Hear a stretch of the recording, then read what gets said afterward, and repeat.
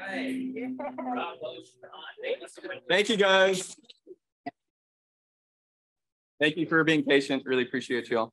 Yeah, we really appreciate you doing that. Yeah. Well, first of all, let me just thank everybody for making it out today. It's such a beautiful day and really glad that you chosen to spend it with us. It's going to be a wonderful panel. And before we begin, I'd love to do a land acknowledgement and just acknowledge that we are on the ancestral homelands of the Duwamish people in what is known as the city of Seattle. So welcome everybody from the Southern Graphics Council International, and thank you for the opportunity to have this panel. We're really excited. Without further ado, I would love to introduce our panelists.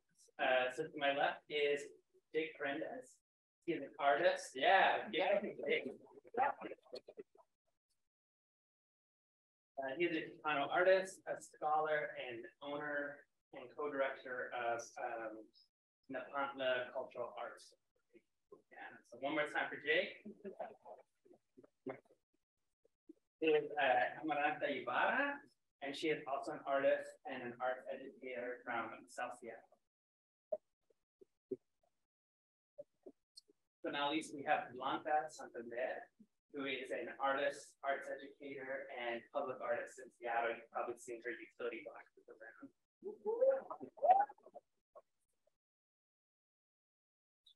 So I just want to give a little backstory on this panel and kind of our intentions today.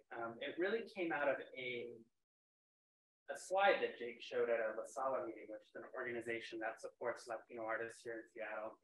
And the slide was data from King County and an organization called For Culture, which funds art projects and artists in Seattle. And that slide had a really interesting graph, and the graph had shown that over the last couple of years, funding for BIPOC artists had really rose quite a bit in our region and in our area. And what was very noteworthy about that graph was while it had gone up for other it decreased by almost half for Latinx artists. And that was really validating, I think, for a lot of us who anecdotally were experiencing that. We were applying for opportunities and we just weren't getting them. And we knew other artists who were applying and not getting them. So that was the beginning of a conversation. And so Tatiana and Kamala and I were talking about this. And we really decided this would be a great topic to bring in some panelists and discuss further. So the first question I want to ask is just if you could share a little bit about your practice and what opportunities are you applying for? What sorts of things are you trying to get funding for? And what's that experience like for you right now? So when I first started, back up a little bit. So I think one of the greatest things I ever did was the NALA, National Association of Latino Arts and Culture Leadership Institute, but they host this like 1 week long intense training on arts management. And I got selected about 2016, I believe. And they hold it in San Antonio, so they fly you down and house you and then go to these intense, like long trainings. And so I'm an artist, like I know how to paint and I know how to host a show and publicize it, right?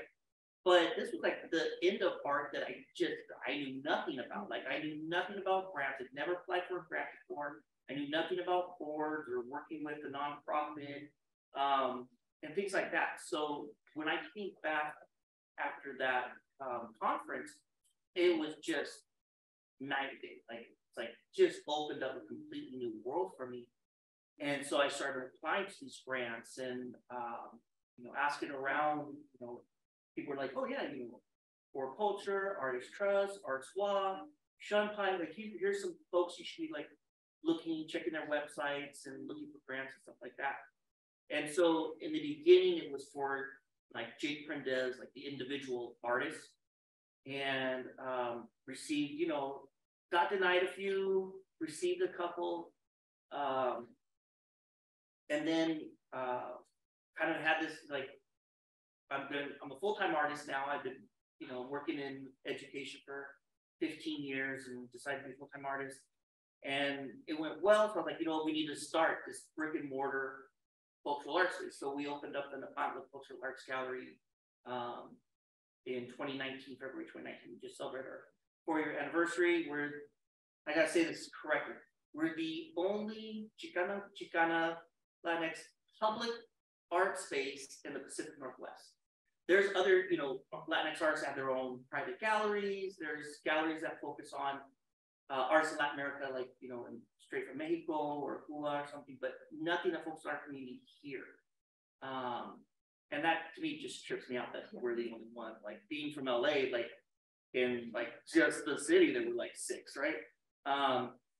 So then it became applying to these grants for funding for a art space. So it just was a whole nother level.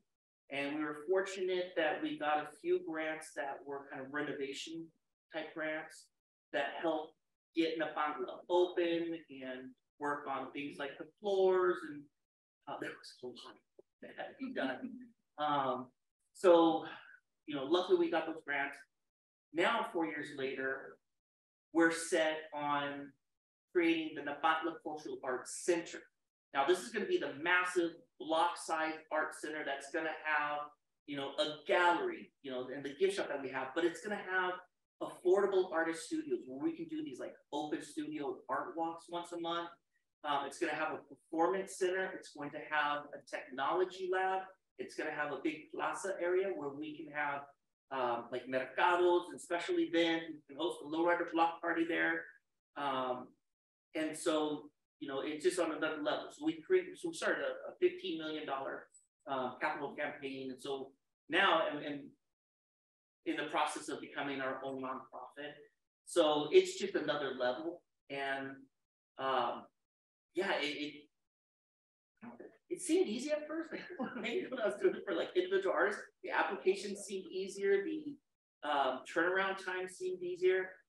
Now, like we're applying for these grants, and it's just we're awarded like a few grants in some of that we're still working on. We haven't been paid for, and we're doing the paperwork, and they're crazy and they're not accessible. They're like, these are kind of, if you work in the city and you're used to all that red tape and forms and all that stuff, it works perfect for you. But for folks that are not, it's a really rough hurdle that we have to hire people now that speak that language. Yeah.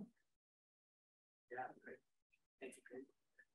Yeah, congratulations. I heard that's happening. And anyway, my name is Amaranta, and one of the things of perspective that I want to share is that along with Blanca, I moved for the 3rd time in 2000. So in 2000, we started, there was another group called La Casa de las Artes. So it's been, through my journey in the last 22 years, it's been attempts to have us, as together in one place. But La Casa de las Artes, they were the ones that started Dia de los Muertos at the Seattle Center. And, at that time, it was a lot of connecting with other artists. Dia de los Muertos was the big, still is, not on the La Casa de las Artes. And I think one of the challenges for our Latino community, Seattle Latino community in Seattle, is that we have no space. And I have said this before, the Nordics have a museum,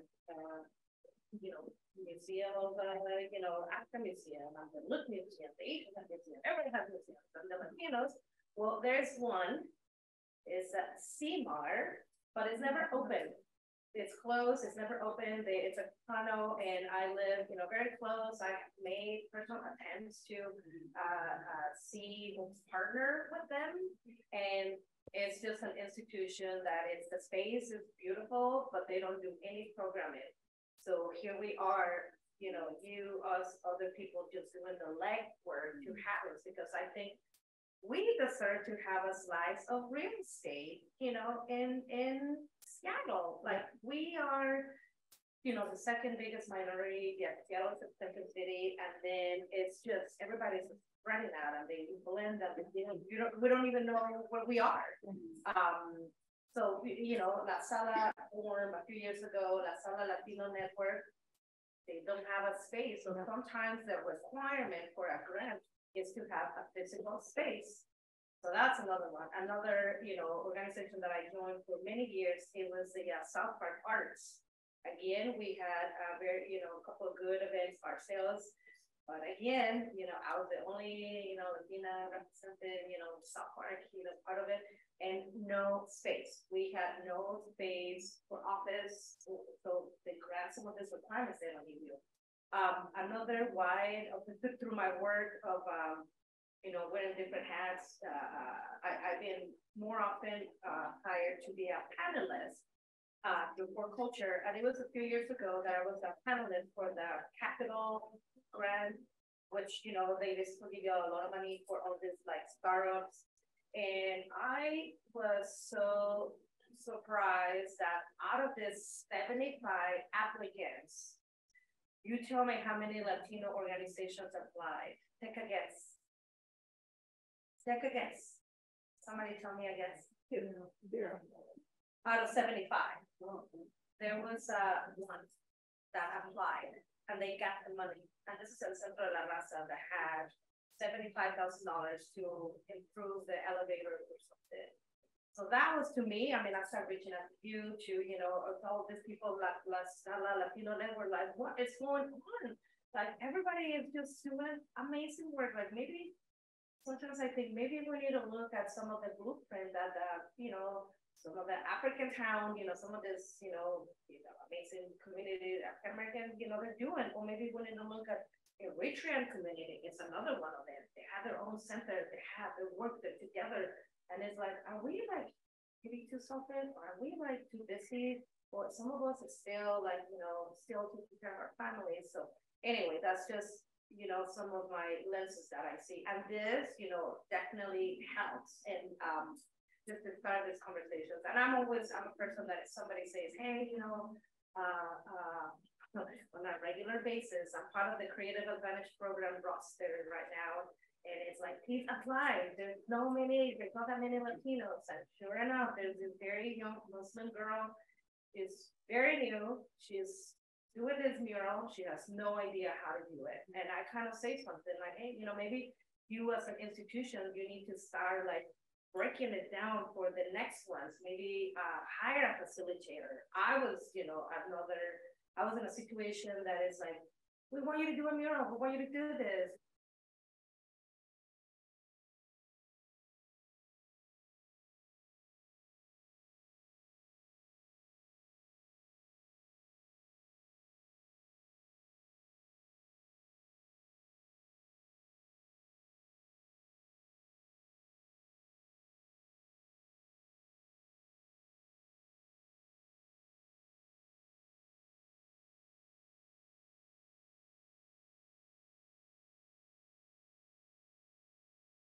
Are getting paid or through the grant to help us write a grant.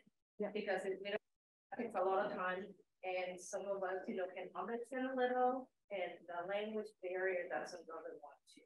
Spanish, Vietnamese, and that's what the numbers are. So, I'm not surprised where we are because of all of the different red tape there. That's my 2 cents. Yeah, and even with this, I think we need to get together seriously and like Maranta said, we need a place. We need a place for Latinx art. We really need a place, but for the arts. No, I know it's another organization for Latinos, but not specifically for the art. We need a work for a place for artists, for Latinx artists, and to have more exposure, to show our stuff, to show our variety, how you say it. We are Latinx, but in that box that we are so many different cultures. So maybe every immigrant who came to this part have their own expression, their individual expression, and their background, their own culture. So we people need to know that, and we need that kind of physical space to have the opportunity to show our things, because it's hard. It's really hard. I tried years before to Latinx exhibits before, the big venue like the convention center. I knocked doors and nobody helped. Even I having a well-known Latinx artist with me, that was a project. Year without payment, and I did a great exhibit, like 80 pages. Tatiana was one of those artists there. That was a really successful exhibit. I did that probably three times, but that's it, because I can find help and have people to help me, and I can do it because I need to eat, I need to work. So I give up on that. And that is really sad, because it's a big place where we can have a big exposure. And we need that. But I think we need to start have more of this reunion like this one, have talk more and do more together as a Latino or Latinx. We need to do things, and we need to start from home, from Cesar Chavez. If he didn't start, who knows what happened with the founder workers. Now he started to put a lot of people together and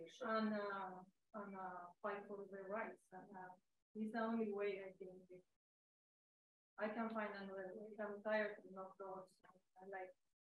Like Jack say, we win grants, but nothing else.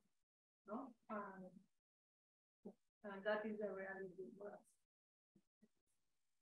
Thank you for that. I think the follow-up question I'd love to ask is, is your sense that there are not enough Latinx artists applying, or that the funding organizations aren't awarding to Latinx artists? As an example, the GAP grant, the most recent cohort was recently announced, and they've narrowed it so that it's for only BIPOC artists from King County, and then any artists from the rest of the state, essentially. And of that, I'm not exactly sure all the numbers, but I know only 5% of those artists that were awarded were Latinx. So is the issue that Latinx artists aren't applying, or is it that when we do apply, we're not being acknowledged, or we're not given those opportunities? So one, we're not applying in the numbers we should be applying. And part of that is we're not getting the outreach. We don't know those opportunities. And I think there's other communities are either getting that information more directly to them, or they're doing a really good job organizing their community so that folks know about these opportunities and resources. But also we're dealing so I'm from LA, right? And coming from a community where Raza are kind of the default people, our culture is so ingrained in the fabric of our city, and then moving somewhere where Raza are kind of unknown, and it kind of blows my mind. I feel like I'm in a bizarro world. I'm like, how is it happening? And the danger of that is not just that folks don't know about the vibrant, beautiful art we create, but they don't understand the beautiful, vibrant art that we're creating. And so we're being judged on a whole different scale. Yeah. So for example, my art is rife with cultural triggers, cultural icons and things like that. And someone from outside the community is not going to understand those cultural triggers. They're going to look at it and purely be like, I love the colors and the technique. That's it. When that's like 15, 20% of the story of what I just told. And you're not getting that. And that's what makes it hard when we're being judged and things like that for these grants for our art. You know, for example, I applied to this, you know, award thing, and I submitted this painting. So the theme was like family and connecting to our ancestors, something like that. And I have this painting I did called 7 Generations of Genetic Memory, Chinachi to Sochi. And so it's this little girl kind of walking down the street, and there's like a Mayan figure tagged on the wall. Oh, yeah. And the Mayans holding the symbol Chinachi, which means seed. And the little girl that's walking down the street is holding a flower. The idea is that our ancestors have planted these seeds that have bloomed into flowers with us, the 7th generation.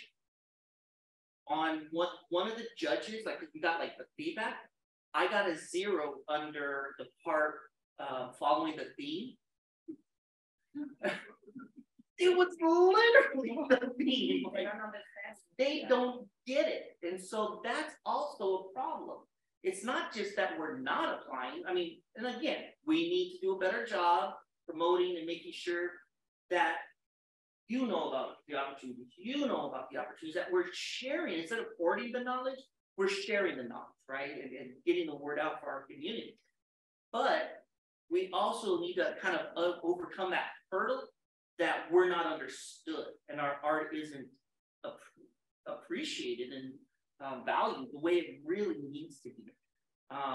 We have a strong historical art scene that, you know, goes back to the turn of the century, like, and amazing. I mean, we have just the print movement from the 60s, the OSPO in LA, you know, Harry Gamboa, you know, you have Judy Vaca's mural, the bio mural that, God, she just won one of these like huge, like the biggest like national endowment awards and stuff like that. And yeah, and folks don't know about this history and stuff like that. And then you have a space like the Chicano Latino Museum that, yeah, disappointed. I know they're applying for more grants, and I'm hoping that they're expanding it. But to me, it feels like they got a lot of money to create a hall to right now. And if I can speak to that, one of the things with that organization, they're really a medical organization. They're not an arts and cultural organization. Exactly. Yeah, I think there's a need for a real arts and culture organization to step up into that space. Yeah. So yeah, again, I think it's twofold. We need to do a better job. We need to support each other better, come together more than we are. We hosted a charter event in Scott, was it? Yeah, I was there. And so this was kind of that first opportunity to kind of address these issues, because other communities are doing an amazing job. African American community did such an amazing job supporting each other, and it shows in the awards they're getting and the funding they're getting that there was true solidarity. Yeah. And we need to do the same thing and show true solidarity with our community and support each other and make sure that we're all coming up. Yeah. I'm not one of those kind of crabs in a barrel type of people. I don't think anyone else's success hurts me at all. If Amaranta gets a great big grant, I'm so proud of her. But I think, you know, hey, she's going to use some of those funds to kind of support what I'm doing, right? Yeah. And it's the same thing. Like in the grants we're getting, about 90% of that money is going out into the community and doing programming and making art accessible. All our workshops and guest speakers, all of that's free. We pay an artist stipend, we buy all the supplies, so that 100% is free for community, and we're supporting artists and we're sharing that information. Because yeah, if I get grant, I'm sharing that with the community and making sure that is spread. So it's time that we are all doing that and we're all supporting each other. Great, those are really good words. The other thing that I feel that is necessary, like, how do you expect to have this Latinx applying? Because I think if you start planting the seed of early arts education and access to education, whether at the schools, they're not going to have it. So that's been kind of part of my work through the libraries. I've been doing this work for like maybe 15 years to offer free art classes. And that has like spread out my work through like King County, Pierce County, Snohomish, and now like Maryland on the East Coast. Like I do some, which is great, but if you don't start this like classes about, your Aztec roots or, just basic things they're not going to teach at school, that's a key too. To me, knowing where you come from, some of the stuff that, is accessible for the people that are coming, because I've been teaching for so many years that some of the kids that started in kindergarten, well, guess what? Now they're in college. And now some of them, they want to pursue arts. And it's just my pleasure to see them. And I will let them and I will have them. When I first moved to Seattle, I work with some Latinx people and they never, maybe the resources, they didn't share any resources with me. And it was until recent that I had to learn, like, oh my God, I never knew this. And I was just like, kind of messed up. Yeah. That you have to go through the trial and error to know where the funding is. And that's just, I think what Jake was saying is just this, viewing that as a panelist too. This is another point that I think why Latinos are not applying, because we live in a very expensive city. Yeah. So when you're an artist, yeah, you might do your work, you might get, unless you're very well connected, unless you have a husband or a family that supports you, they can then, you mingle around and then you do your thing. And you might start getting, because I know a handful of, artists that started out good, and then all of a sudden, wow, you're getting a job as an art administrator, which is great. You're still in the area. So then you become an arts administrator, which, don't get me wrong, you have to, pay for your rent.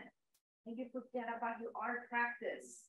You forget, and I see so many. I mean, they're not here because they're hustling, trying to get. They're not here. Mm-hmm. So I see that as a challenge too. That some of them that are on the field, they are not. They're not getting the.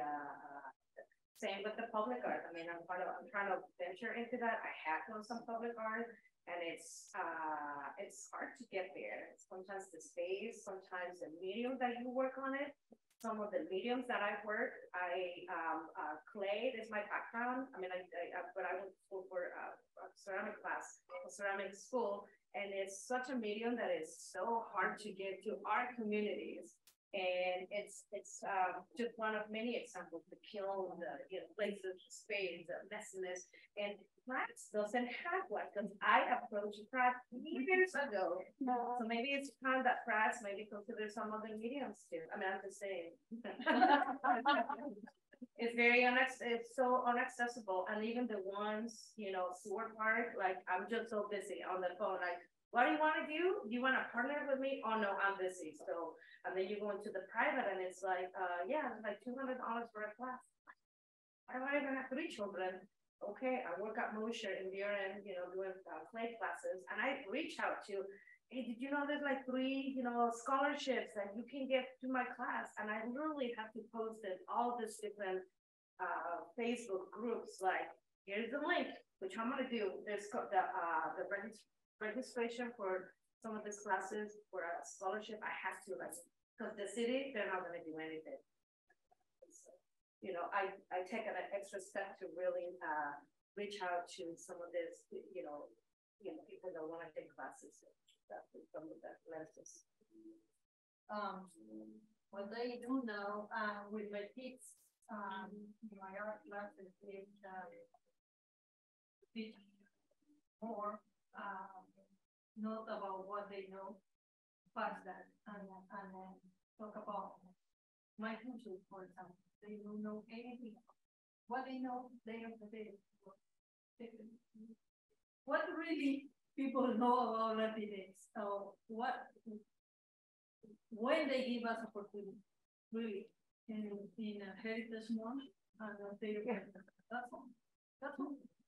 They know something about my culture. No, they read my pain. No. Somebody told me the other day, oh, your colors are raw. No, I cook my food, all my food. My food is brilliant, yes, but I cook my food. They are not raw at all. I never grab paint from my palette, food is straight of the panels. Never. No problem. I think it's some kind of it's sad to say, but it's some kind of racial bias. Yeah. It's what they know about us, and they don't want to pass that. They don't want to know more.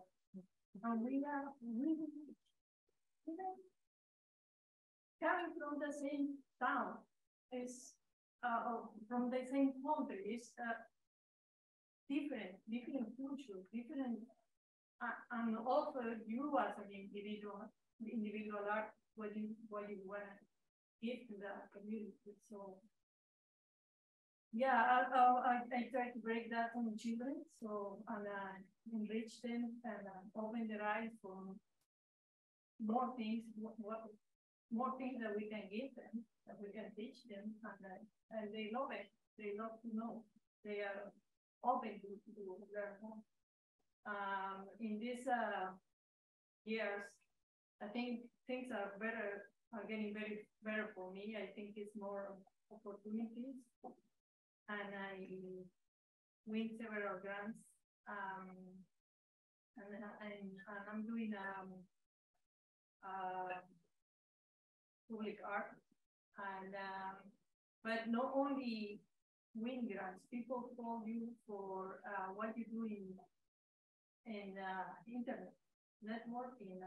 People call me, I don't even know. Just now I'm doing a huge mural for the airport. Somebody called me, they like my work.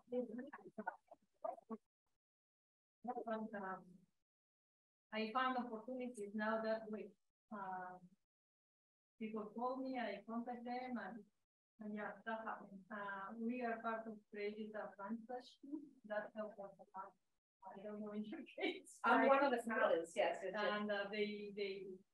they have a lot of red tape too. Like it just happened to make it a lot of red tape, and it's like hire another facilitator to help facilitate because the teachers are burned out. Yeah. Well, but they receive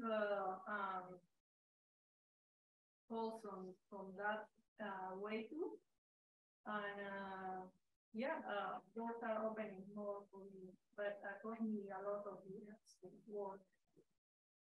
First learning the language, and I'm still learning.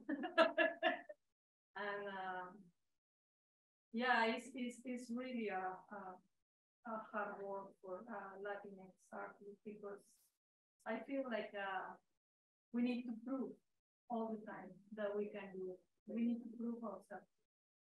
And after you prove that you can and you did really well, is when they start to smile. So that happened to me so often. Now I want to be honest, and it's better. But we have more work. And I want to repeat, we need to work together and start our home, start learning. Start from there, get together, get strong, and go and ask for more opportunities, go and ask for a venue when we can. Yeah, there's some I just put the, and again, you know, there's some challenges that some of those face. I mean, I am about to join the Sala Latino Network. I'm gonna be part of. They've been calling me and asking me for years, like, can you help us? Can you be? But it's like, you know, I have a little kid, like I just can't. I'm a single parent. I just can't. I don't have any family. I cannot leave at 7:30 and come back at 9. But now my kid is getting a little older and, I have support. So sometimes it feels as much as you want to do it, you simply cannot because you have other obligations to do. Or you work full time and then there's a meeting and, you can do it. But overall, I have to say that I have to count my blessings and I'm very happy to be where I am right now, despite all the red tape that we had. I couldn't be doing what I'm doing right now. And I'm from Mexico. And when I finished my school, I left 2 weeks after I graduated and I left orphan, into the world of art.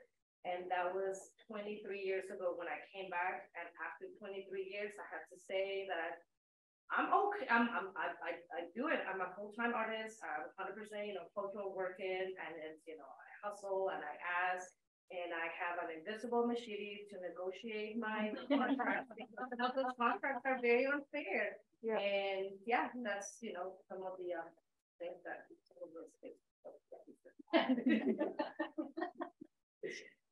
So one of the things that I keep hearing is that there's things, barriers like language, this red tape, getting priced out of the competitive real estate market when you're trying to find a space. What sort of support could organizations offer to Latinx artists to help us see through that? I mean, and I kind of echoing what I was both saying, just the strain on your mental health, really. Just because, like I'm on the board of La Sala. I'm on the Arts Advisory Committee for Culture. Now we have a board for the Nopanga Cultural Arts Center, doing speaking engagements, I'm so spread thin on top of just running the gallery and that's nonstop. A new exhibition every month, contacting artists, getting labels, hanging art and getting submissions, all that stuff. So thank God I have an amazing partner, Vivian Gonzalez, co-director, but also my fiance. That really, she stepped in and started handling a lot of my calendar and the gift shop and things like that. But that is a lot, yeah. And I'm not really getting paid for it, Yeah. So, I think making applications and payment processes just more accessible. Like I mentioned, I got some grants. We got a really good that everyone's always congratulating us on. I heard you got the participatory grant. Congratulations. And I'm just thanks. It's still theoretical. We haven't got the money yet. And that was awarded in the summer. And we got another grant from King County Parks that we're close to finally getting our money. I think, it's that's a lot of paperwork that we have to go through and red tape that, 6 months or now it's 9 months and we still haven't got the money for that grant. So we got a lot of theoretical, not a lot that's actually come in. And last year, it was a desert, no grants came in. And then, but we were awarded, and just they haven't come in. So, so hopefully this year we're going to do really well. Yeah, but like I said, all these good grants, sort of things.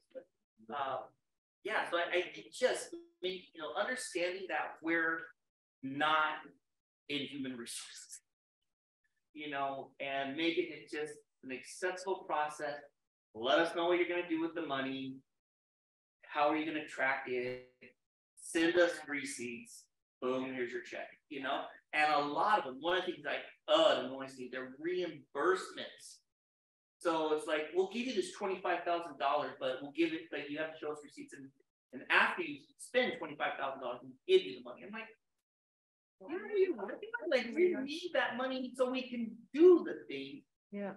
Thank God I was able to spend, that's basic. We can cover some rent stuff. So I can show receipt for that and paying all the artists but that's just not, it's not working. Yeah, there's another thing that I want to share, back to payments, right? That we got to pay our rent, that we got to pay our bills. I was recently on a situation that, working with Seattle Parks, and, I'm not gonna go into full disclose, but I think, somehow they see your name, they see your ethnicity, they pick you because nobody wants to get the money. Oh, she knows. And I had offered to, I had asked multiple times for a contract. I still don't have a contract. I've been doing the work. And I asked repeatedly, can I please have a contract? And I please, you have to, that is education. You have to have a contract when you work with somebody. And even though it's like, you know, try to rail in people from Seattle culture, and it's like, yeah, let's work with Amaranta. Like, what's the problem here? No. So they declined to work together. So my solution, because I try to bring solutions, if you're working in the city of Seattle, what isn't like one department in charge of handling the artist contract? We're working with the contracts because arts, they don't know how to work, doing like big mosaic benches that, you know, a letter of agreement, they have, I have to reach out to other people inside the city, and I know that once I get a payment, it's a binding contract. I get one, but I'm like, this is so unfair. And I actually, I reached out to some people at the equitable department because I'm like, this is not right. And I don't want any other artist, regardless of who you are, to work in a construction of another park, doing public art, and being so shady and not being transparent, because that is happening to me right now. I got pages last week and I was like, I don't really want to work with this. I declined to, I'm doing just the design, but I declined to work on the actual, you know, because these people, they don't even know how to work with artists. So you have to, as an agency, and if you don't, you know, I was really frustrated because the offer was there. It's the project manager for both of you departments, and you don't want to work together because whatever.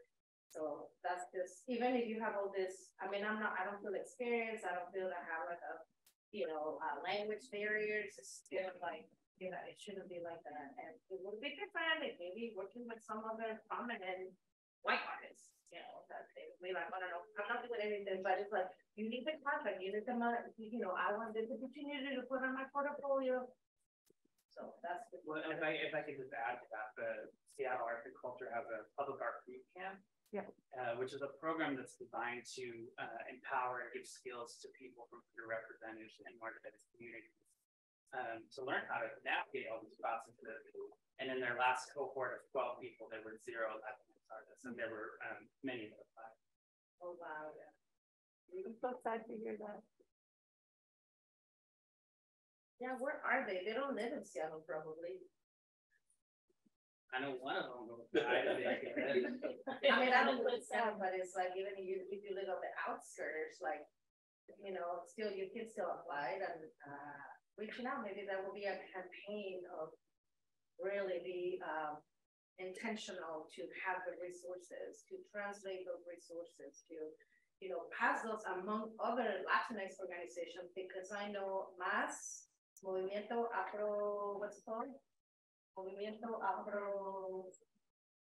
Anyway, they're amazing. They're doing a really good work too. They're getting all this grants and you know see Because they are a group. very specific Afro Latinos, right? They give them all this, and we're not. I've never partnered with them, and I have partnered with a lot. So even in between us, different little organizations with our different colors, we don't get together. We're not. They're so busy trying to hustle it, trying to get their events. So I get it too. So maybe I think this group is more focused on performance. it doesn't matter. It's still, you know, as a community, you want to have those, you know, dance, music, visual. Let's be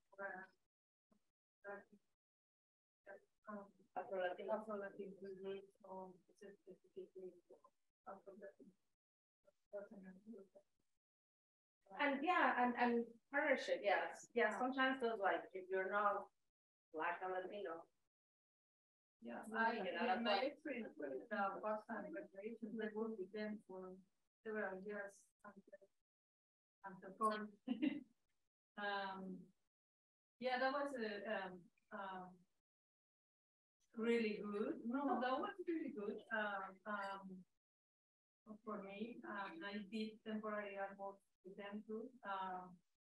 The thing is, the people who did it, these institutions are constantly changing.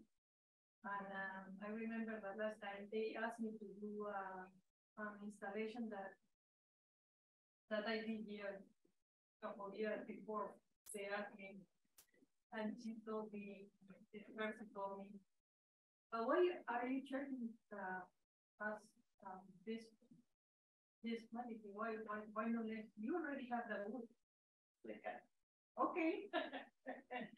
Never mind, and I don't want to. Even if I have the pieces of my own, who pay for that space? That is space in my house. Yeah. It's a big box. I'm gonna save that for years until you tell me, oh, you can do it again. No. So those kind of things happen with us, or the payment. No, you win a grant and okay, we're gonna pay you this, but it's for 2 months later, the other third part, and when you finish and they install, we're gonna pay you that. It's like you do all. Sometimes the money they give you is really tight, and you don't even have for the materials. Yeah, no, and besides being an artist, I'm a full-time mother, and a cook, I take care of many things. So I'm working all the time. I mean, I'm doing these grants, these applications all the time. It's a lot of paper, a lot of work, a lot of hours thinking, getting out of your studio. Sometimes I don't have time to paint because I have projects and papers to do. So where my art is when it's really, really, really, really fast. And on top of that, being a Latine is harder for us. Like I said before, we need to do ourselves. We can do it. Please help me. I'm an artist. I feel like that. I was going to say, Blanca and Amaranta, do you feel that it's harder for you because you're both women and Latina? Oh, yeah. As opposed to a man, and I wonder, like, that's my thing too. We are, you got Chicano, and then you have the migrant status too. So yeah, I'm a single mother too. So yeah, of course, for sure. I know only for Latinx women. I'm telling you that the disadvantage still here. We were fighting for rights for I don't know how many years, and this the loss of immigration and political views make this harder for us, really hard. We go backwards instead of forward. And always in history, there is a advantage in still there. I remember a colleague, our colleague, years ago, he told me, I'm sorry, you're a woman. So, like, he said, this is a woman, and you have the opportunity for you are not like the last story.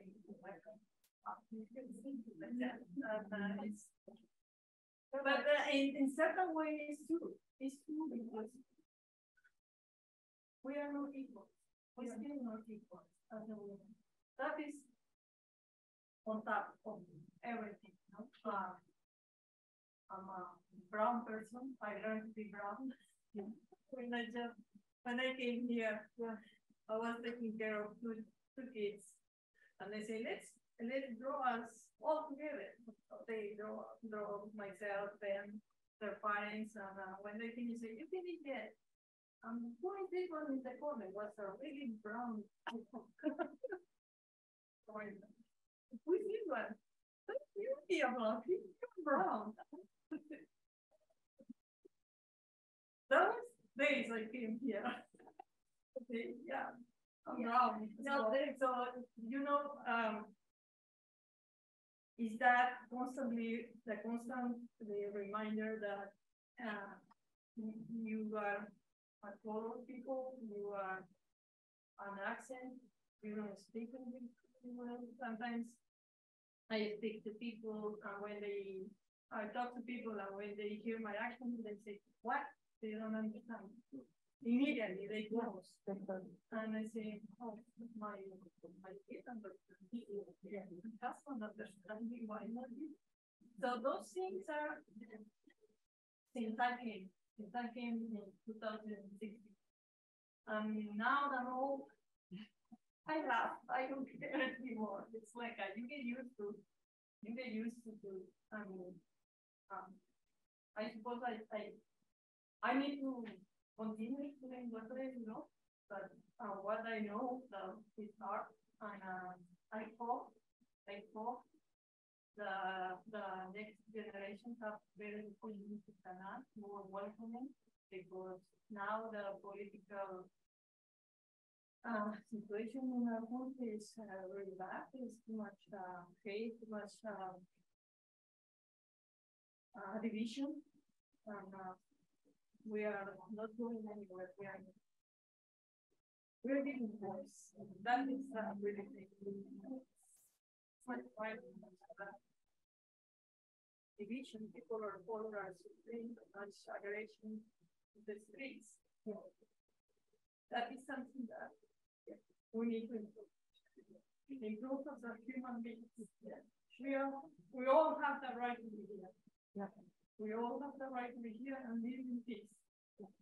This is what I hope. Okay, then.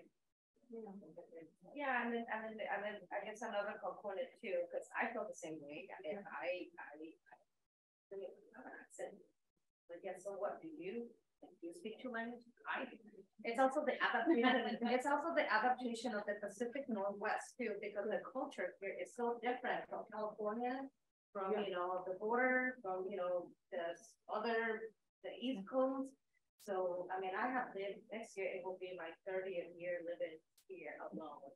So if I adapted, I think I had. So the weather still kind of mess around, but then everything, as a whole, as an artist, like, when you paint, like, you only have so much time, and then how they see you, how they view you.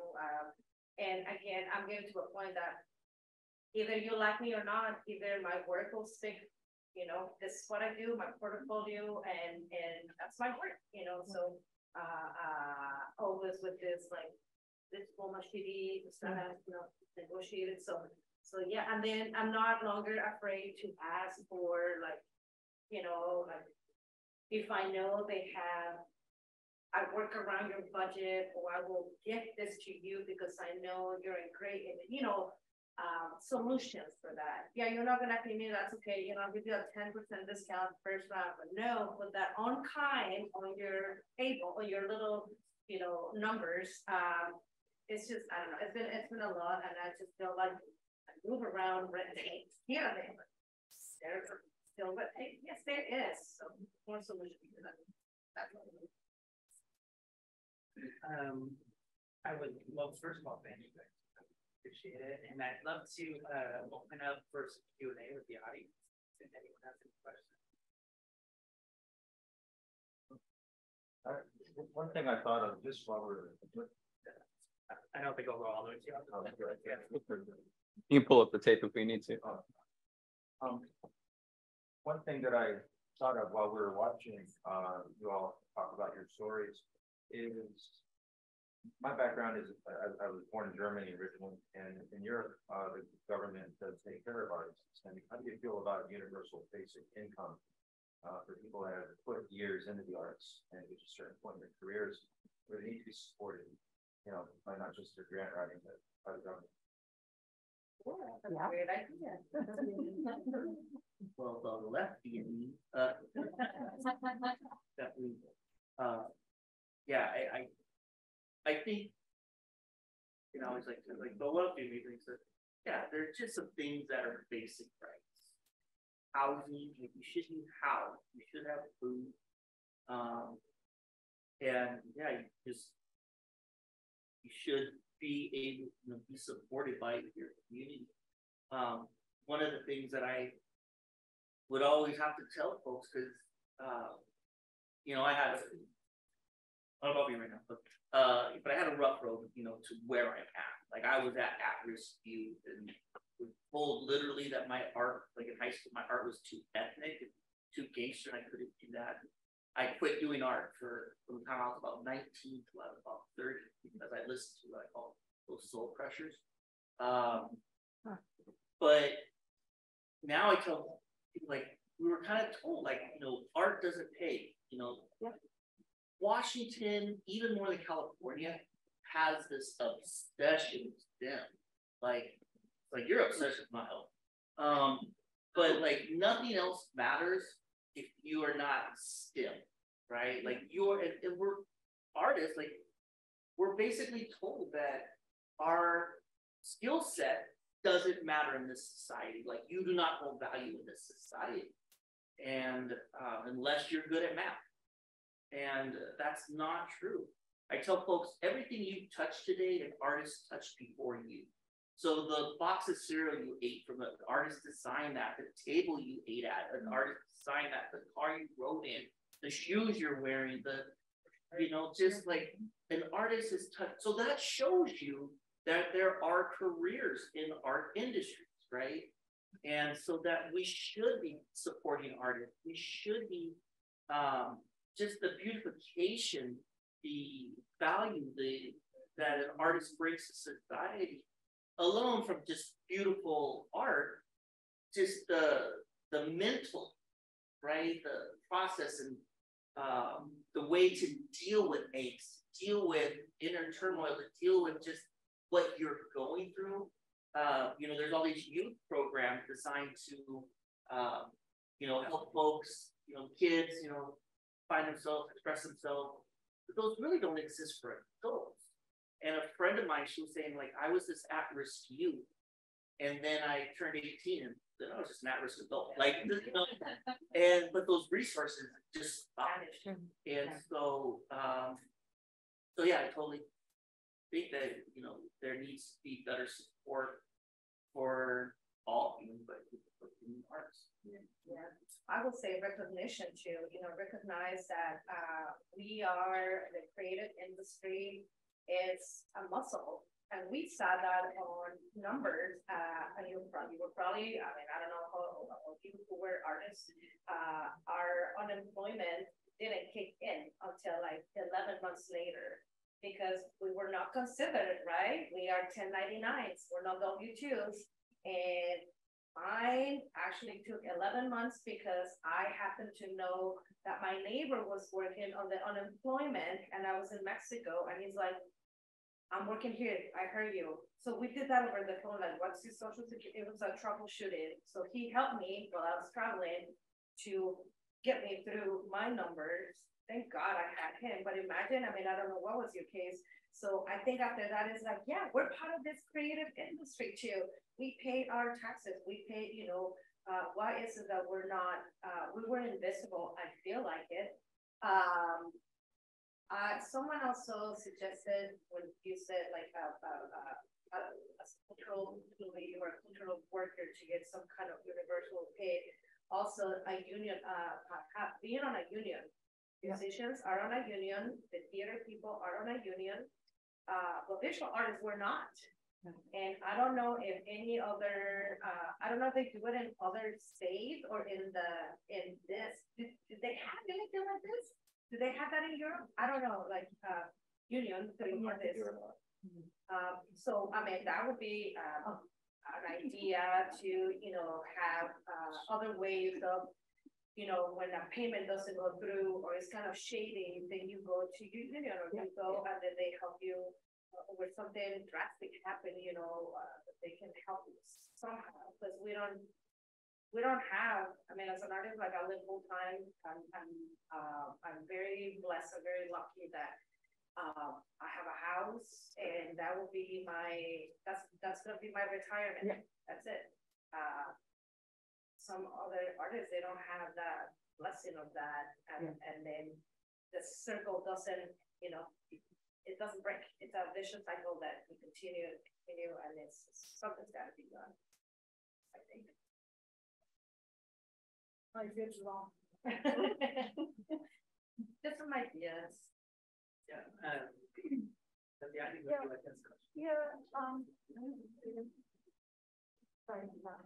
Thank you. So from what I'm hearing is a couple of things. I'm hearing that there's like a branding problem in terms of like artists not being seen as being part of the support of the community, part of, we're part of what makes the area thrive economically. And I'm also seeing that we have a branding crisis in terms of being identified as Latinx, as people of color.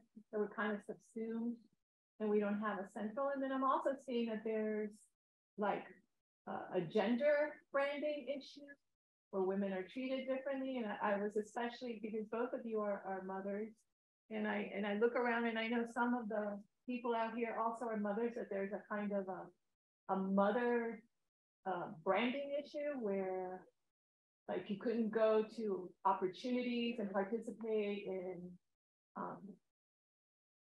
events because you're taking care of children. And so I'm wondering if you all have any ideas, anybody, but especially you all, because you've all been very successful at getting grants and getting your work out in public spaces. Like if you have any ideas of how we can resolve that branding issue. Like, how can we be seen differently? I think thirdly, we need to look for a space. It's a space for us, more starting at times. A space where we can work, where we can talk to our children, we have little children to take care. And have exposure. I think that helps us a lot.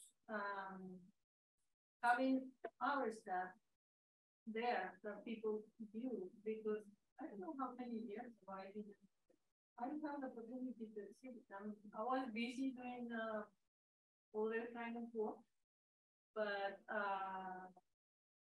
no, I am and I didn't knock doors in galleries because I know they're gonna tell me no. I went to downtown and they sent me to a Latine next store 2 blocks away when my husband actually showed my work to the owner of the gallery, and that was behind, kind of shy, and they liked my work.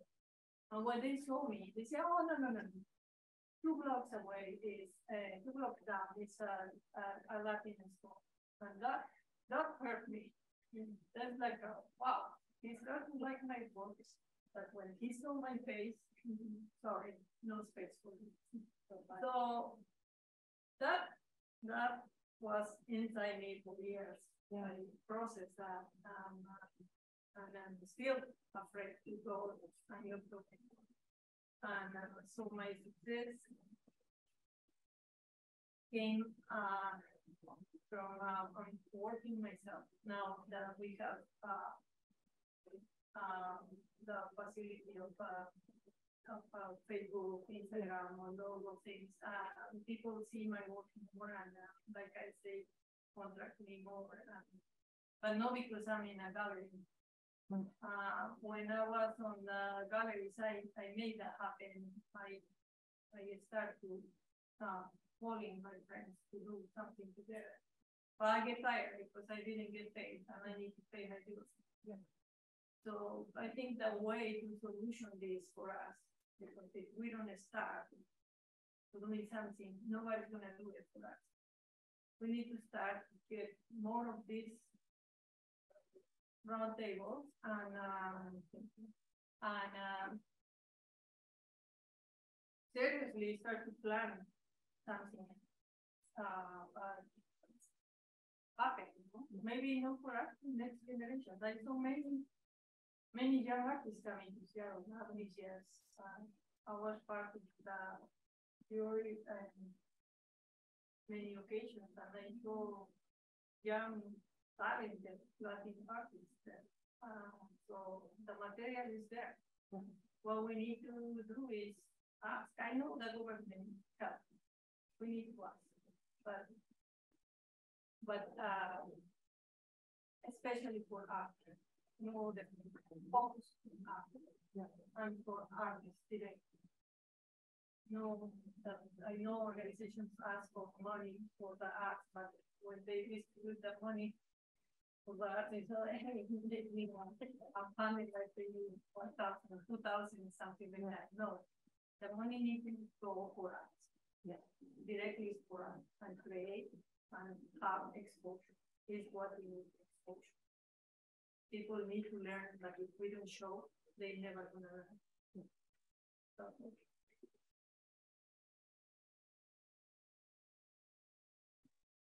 Well, I will remind everyone, there is a space in the Flatland Local Arts Gallery.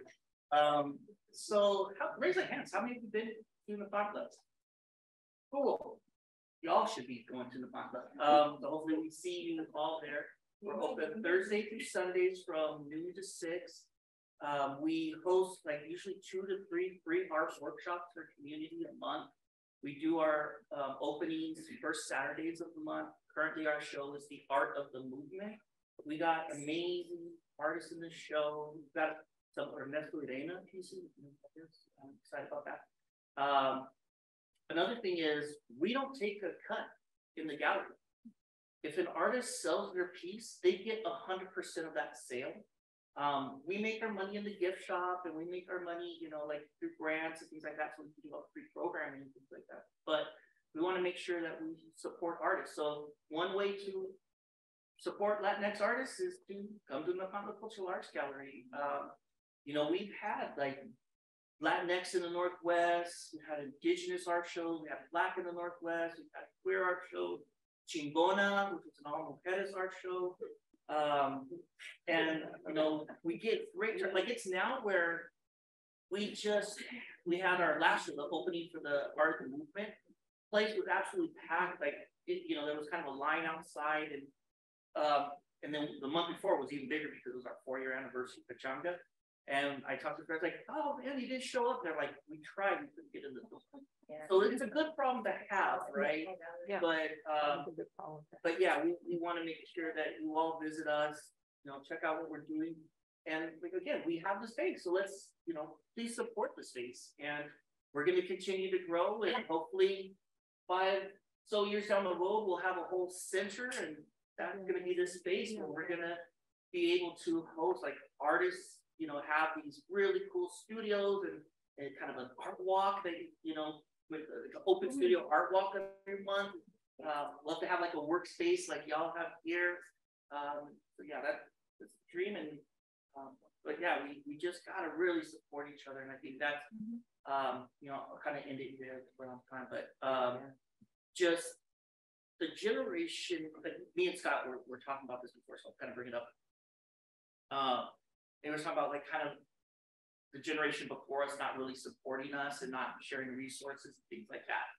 And I was like, that's not a Seattle thing. Like that, I think it's kind of a generational thing. And because the same thing was happening in LA with all these really great Chicano artists that I studied and read about and admired. They were really cool with stuff. They were super nice, but they just weren't going to share resources.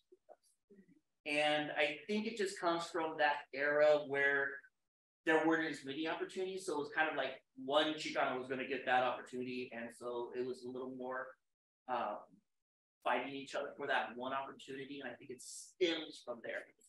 And because of that, thank God I was just around some really cool folks coming up as an artist that were similar minded, that's shit. And we're not going to do that.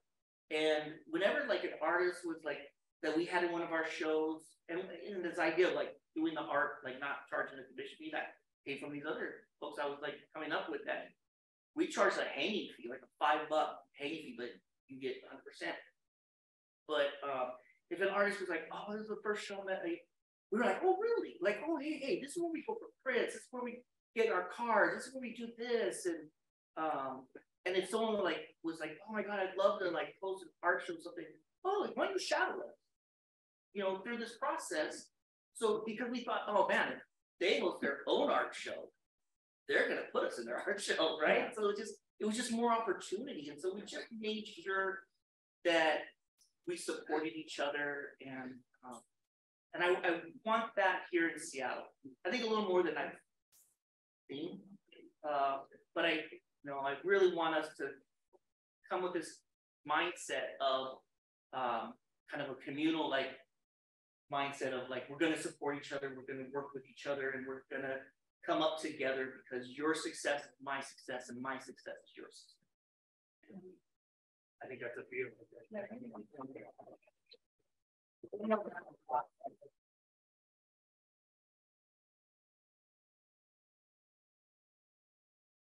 I just want to say I have the honor and pleasure to also announce a little bit of support for Latinx artists. That's coming from the Seattle Print Perks Guild. And so what I'm going to announce is the Kristen T. Ramirez Fellowship for Latinx. And so I'll go ahead and read the description. This fellowship exists to honor Kristen T. Ramirez, who passed in 2021. And it's specifically for Latinx printmakers. As an artist, public artist, teacher, arts administrator, community activist, Kristen's inspiration and impact is immeasurable. In Kristen's words, I was really interested in printmaking as a democratic medium, insofar as you are not making one thing, but you are making multiple things, and getting a message out in the streets to the people. Persistence means making work for the sake of work because it feeds you in some deep way. Time and money are always the constant, and it makes it easy. Funding helps pay for many things. This award provides a stipend of $2,500 to produce new work or to support a printmaking project in progress. The fellowship is open to artists residing in the PNW who are current members of Seattle Print. Wow.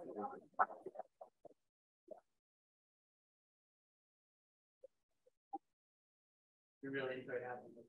Thank you.